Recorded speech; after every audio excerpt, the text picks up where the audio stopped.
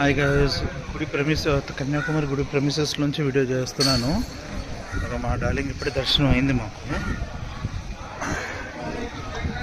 Problem ఏంటంటే ఇక్కడ wheel chair assistance ఏంటన్నది చెప్పండి. మా వీల్ చైర్ మేము తెచ్చుకున్నాము,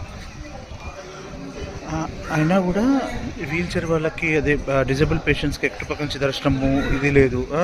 కొన్ని చోట్ల ర్యాంప్ ఉంటే కొన్ని ర్యాంప్ ఉండదు. ఎవరు అన్ని స్టెప్సే, ఎట్నుంచి వెళ్ళాలి వీళ్ళకి దాని ఒకటి గైడెన్స్ ఉండదు. తర్వాత ఏమో పార్కింగ్ దగ్గర నుంచి ఇబ్బంది పెట్టారు మమ్మల్ని.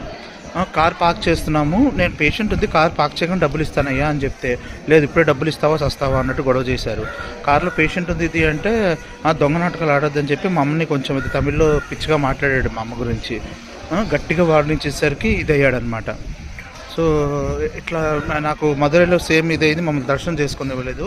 ఇక్కడ మాత్రం నేను పట్టుదలగా నేను ఒక్కడిని వద్దాం అనుకున్నది, అమ్మని తీసుకుని వచ్చాను నేను. సో మొత్తానికి అయితే దర్శనం అయింది.